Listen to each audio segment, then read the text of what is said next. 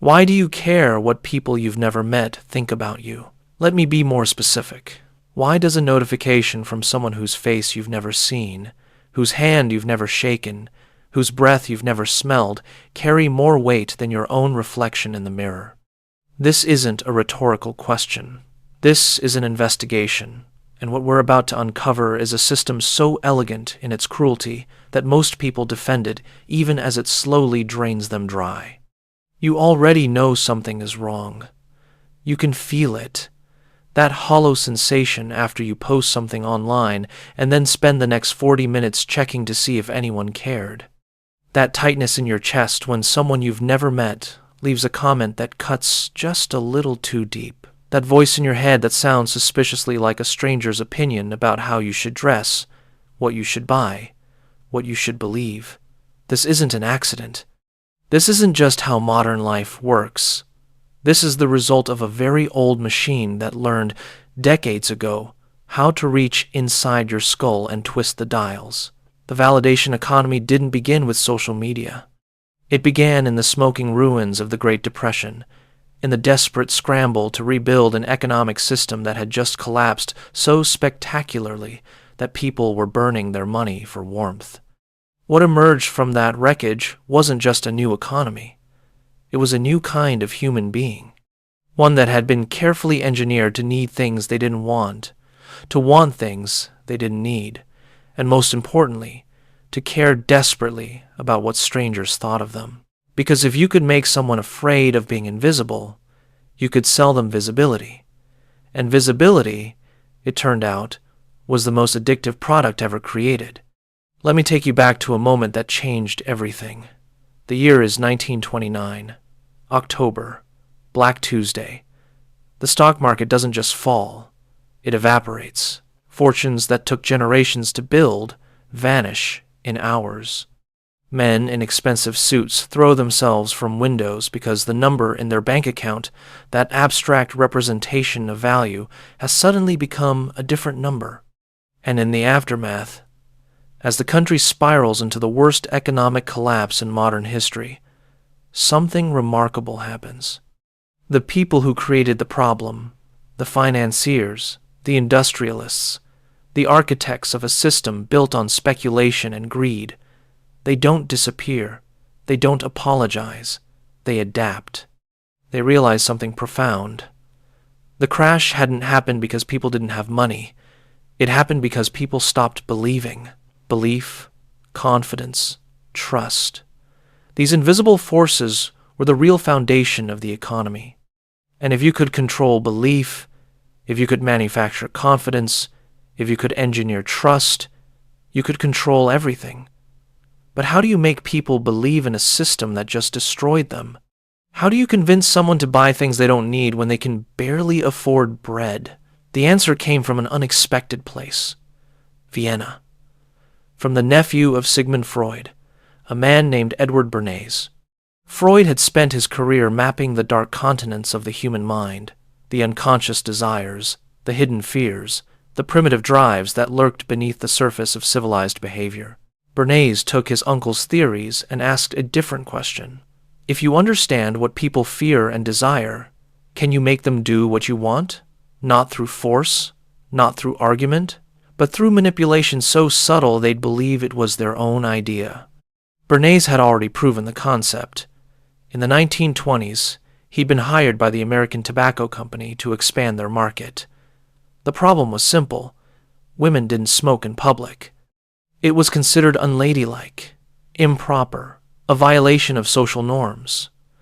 Bernays could have tried to change minds through argument, through reason, through advertising that explained the benefits of tobacco. Instead, he did something far more elegant. He hired a group of debutantes to march in the New York City Easter Parade. At a predetermined signal, they each pulled out a cigarette and lit it.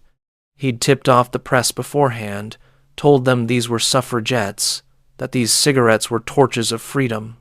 The photographs went national. Overnight, smoking transformed from a vice into a symbol of independence, of rebellion, of female empowerment. The product hadn't changed. The cigarette was the same, but the meaning had been rewritten, and women started smoking not because they wanted nicotine, but because they wanted what the cigarette represented. This was the birth of something new. Not advertising that sold products, but advertising that sold identities. Not messages about what something did, but messages about who you would become if you bought it. After the crash, Bernays and others like him were brought in to solve a bigger problem. The American economy had been built on production. Factories could make more goods than ever before. The problem was that people were buying only what they needed. They'd purchase a car and drive it for 10 years. They'd buy clothes and wear them until they fell apart. They'd save money, avoid debt, live within their means. This was rational behavior. This was how humans had lived for millennia, but it was killing the economy. The solution wasn't to make better products. It was to make people ashamed of the products they already had. To create a culture where last year's model wasn't just old, it was embarrassing. Where wearing the same outfit twice was a social failure. Where saving money wasn't prudent, it was pathetic. They needed to transform consumption from a means to an end into an end in itself, and the key to this transformation was validation. Think about what validation actually is. It's the approval of others. It's external confirmation that you exist, that you matter, that you're doing it right. Humans have always needed some level of social approval. We're pack animals. Being cast out from the tribe meant death. But for most of history, the tribe was small. Maybe 150 people, the number of individuals a human brain can actually maintain stable relationships with. You knew these people. They knew you. Their opinions mattered because they were based on actual knowledge of who you were. What Bernays and his disciples did was hijack this ancient need and attach it to an infinite audience. They created a world where the tribe wasn't your family, your neighbors, your community. The tribe was everyone. Every stranger who might see you on the street. Every potential observer who might judge your car, your house, your clothes, your life. And the only way to earn their approval was to buy the right things. The propaganda was brilliant because it was invisible. No one was forced to do anything. There were no laws mandating consumption. Instead, they created a culture where not consuming was social suicide. They did this through Hollywood, through magazines, through radio shows, and later through television. They showed you what normal looked like. And normal was always just slightly out of reach. The family in the advertisement had a newer car than yours. The woman in the magazine had better clothes. The man on the billboard had a more impressive watch. This wasn't accidental. It was engineered. They were creating a permanent state of inadequacy. You were always falling behind, always failing to keep up, always on the verge of being exposed as a fraud, as someone who didn't belong, as someone who wasn't good enough. And the solution was always the same. Buy more, consume more, display more. The validation you craved was just one purchase away, except it never was. Because the system was designed to ensure you never arrived, the moment you bought the thing that was supposed to make you acceptable, they moved the goalposts. They introduced a new model, a new style, a new standard. The race had no finish line. You were running on a treadmill that got faster the longer you ran. This is where it gets truly dark. Because they didn't just create a culture of consumption, they created a culture where your worth as a human being was measured by your ability to consume, not just to strangers, but to yourself. Your self-image, your sense of value, your very identity became tied to the things you owned and the approval you received for owning them. You weren't buying products. You were buying yourself. You were purchasing your own permission to exist. The real breakthrough came in the 1950s. Post-war America was experiencing unprecedented prosperity. The factories that had built tanks and planes now built cars and washing machines. Soldiers returning from Europe and the Pacific wanted homes, families, stability. The suburbs exploded. Levittown, those identical houses spreading across former farmland like a rash, became the template, and with the suburbs came a new kind of surveillance. In the city, you were anonymous. No one knew if you vacuumed your carpet or painted your fence. But in the suburbs, everyone could see everything. Your lawn, your driveway, your windows. Your life was on display. And the neighbors were watching, not out of cruelty, but because they were being watched too. Everyone was judging everyone else, and everyone was terrified of being judged. The suburb was a panopticon designed to enforce consumption through social pressure. If your neighbor bought a new car, you needed a new car. If the family down the street installed a television antenna, you needed a television. If someone added a patio, remodeled a kitchen, bought a new lawnmower, you were suddenly inadequate. You were falling behind. You were failing, and failure was visible. It was there in your driveway, in your windows, in the length of your grass, the advertiser. Theirs understood this perfectly. They stopped selling products and started selling status. They stopped showing what things did and started showing what things meant. The car wasn't transportation. It was proof you were successful. The dress wasn't clothing. It was evidence you were desirable. The watch wasn't for telling time. It was for telling everyone else that you mattered. And then something even more insidious happened. The validation economy discovered it could manufacture scarcity. Not real scarcity, not the absence of goods, but social scarcity. The fear of being left out, of not being invited, of not being included. They realized that humans would pay enormous prices not for things they wanted, but to avoid the pain of exclusion. This is why luxury brands exist. A handbag that costs $10,000 doesn't function better than one that costs $50,000.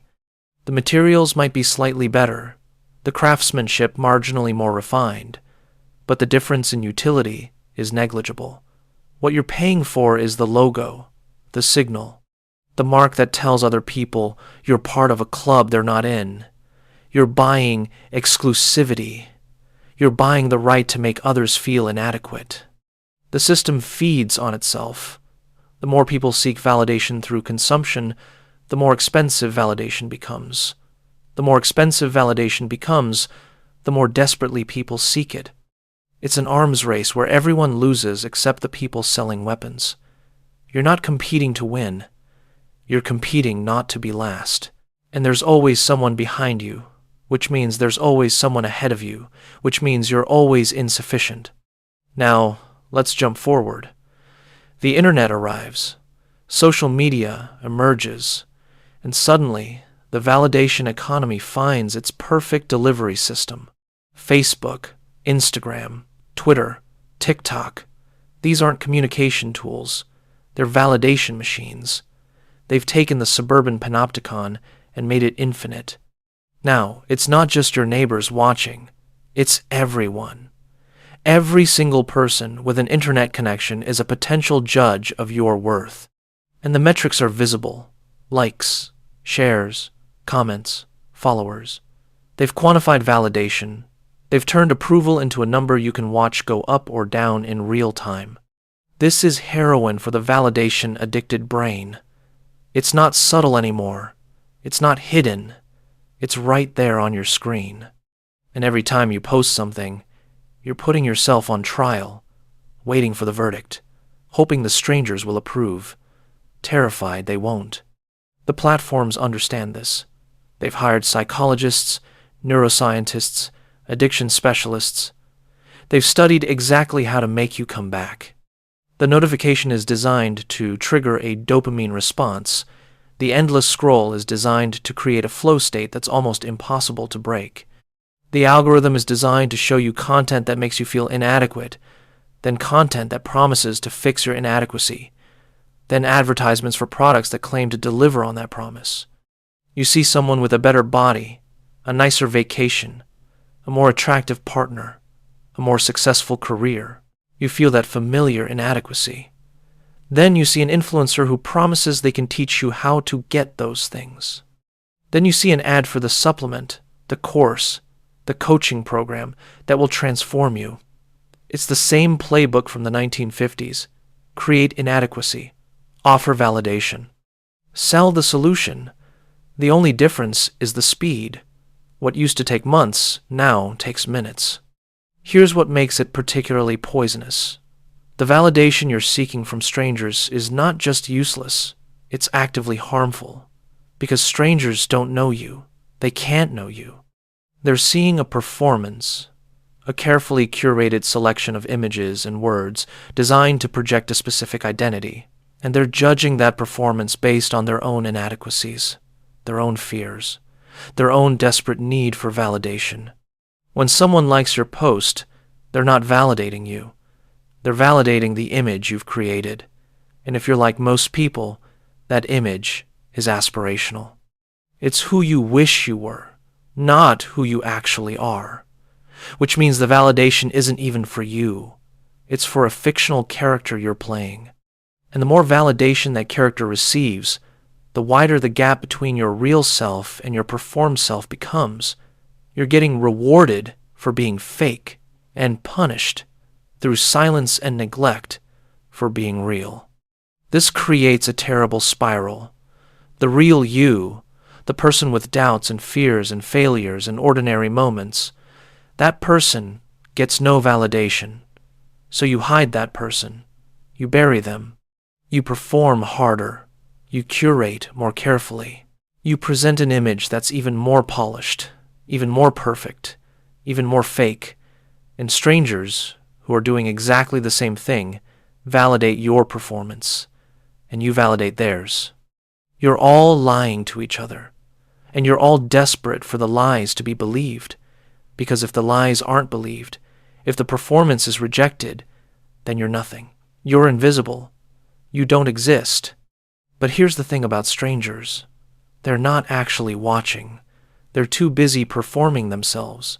They're too busy seeking their own validation to care deeply about yours. That notification you got, that made your heart flutter. The person who left it has already forgotten you. They're scrolling. They're consuming. They're judging 100 other people. You're not special to them. You're not even memorable. You're content. You're filler. You're something to look at while they're waiting for their coffee to brew. The validation is empty because the validators are absent. They're not present. They're not engaged. They're not thinking deeply about you or your life or your worth. They're reacting. They're clicking. They're moving on. And you're treating their momentary, mindless reaction like it means something, like it proves something, like it changes something about who you are. It doesn't. Let me tell you what actually happened. You gave away your authority. You handed the power to define your worth to people who don't deserve it, don't want it, and can't use it properly. You made strangers into gods. You put them on a throne and begged them to tell you if you're good enough, and they're just as lost as you are. They're just as desperate. They're just as broken. They're not qualified to judge you. They can't even judge themselves. This is the poison. Not that you seek validation. That's human. That's natural. The poison is that you seek it from the wrong sources. You've gone to a desert and asked for water. You've gone to the blind and asked for directions. You've gone to strangers and asked for love. And when they can't give it to you because they don't have it to give, you decide the problem is you. You decide you need to try harder, perform better, be more, do more, have more. The solution is not to get better at seeking validation from strangers. The solution is to stop seeking it entirely. This sounds impossible. It sounds like advice from a monk on a mountain, but it's not. It's practical. It's actionable. It's the only way out. You have to fire the judges. You have to take back your authority. You have to decide that the only opinion that matters is the one that comes from inside your own skull, and not the opinion that's been programmed into you by advertisers and influencers and algorithms. the real opinion, the one that knows who you actually are, what you actually value, what actually matters. This requires a kind of violence. You have to kill the part of yourself that cares, not the part that cares about people you love, not the part that cares about your work or your values or your contribution, the part that cares what strangers think. That part has to die. You have to starve it.